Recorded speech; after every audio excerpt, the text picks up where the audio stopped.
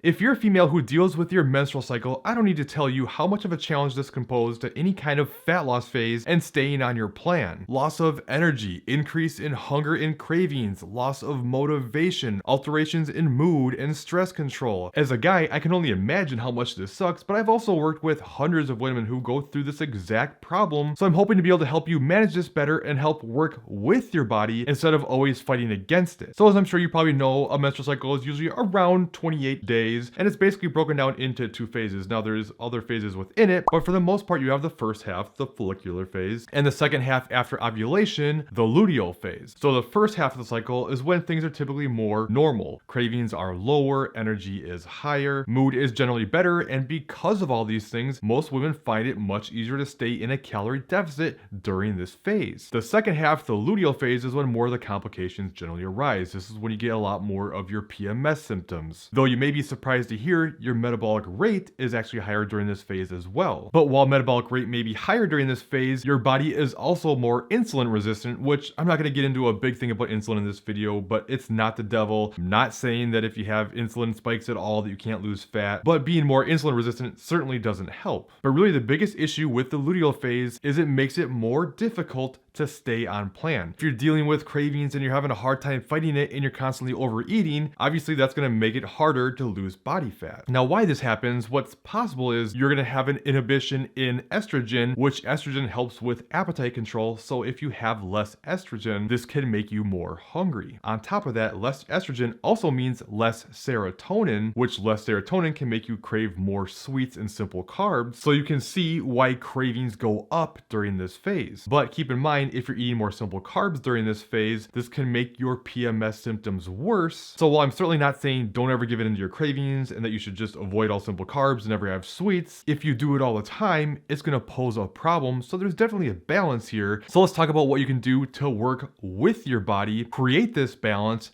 and keep your fat loss progressing. First, understand every woman's different in terms of when your cravings will hit the most. I find a lot of women actually have more cravings the week before their actual menstrual cycle, which would be the last week of the luteal phase, but some actually have more struggles with the actual menstrual cycle itself. So if you recognize you have certain patterns, you're gonna wanna work with that. But the best strategy I've found to help keep you in a calorie deficit and also give yourself some more flexibility during these more challenging times is to utilize diet breaks around the times you struggle the most. If you don't know what a diet break is, it's basically a time where you bring your calories back up out of a deficit, start eating around maintenance for a week or possibly longer. And what this does is not only gives you some more calories to enjoy during a time when your hunger and cravings are higher, but it also has some potential hormonal and metabolic benefits because remember, your body does not want you to lose fat. So when you lose weight, your body doesn't like this. It sends signals making you more hungry, more tired, and your metabolic rate will slow down as you lose more body fat and the longer you're in a calorie deficit. So by taking periods of time around maintenance, it helps your body kind of let down its guard a little bit, keep your metabolic rate in a better place so you can keep losing more fat for longer rather than seeing your body adapt so quickly. So with that, there's a few ways you can go about this. It depends on your starting situation, what you prefer mentally, but one option would be going into a calorie deficit for the first 2 weeks of your cycle when your body feels the best and you have less challenges. And then for the final 2 weeks,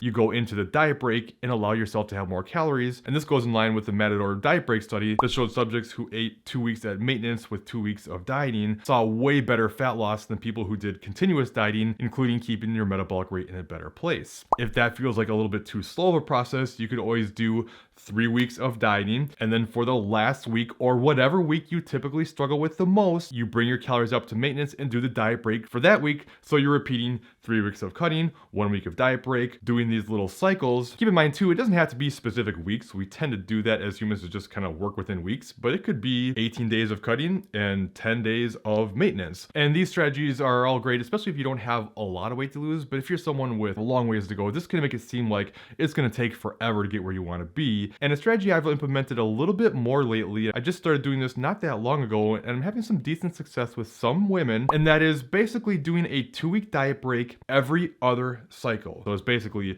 6 weeks of dieting, 2 weeks of diet break, and repeat that. That way when you're going through the every other where you're not on a diet break, you can go, okay, I just got to get through this one. Next cycle, I'll get a reprieve. And if you can deal with that, then that can work pretty well for you. But if it's not there and you just can't get through a single cycle, then don't fight it. again, work with your body. And like I said, I can't know what it's like, but understand this is something that's gonna keep happening. It might not be a fun reality, but it is a reality, so you need to work with it rather than wishing something that can't be different is different, and hopefully utilizing these strategies will help you get there. If you're not sure how to go about going through the diet break, I have this video you can check out up top next. Otherwise, I think you'll like this bottom video instead, and I'll see you in the next video.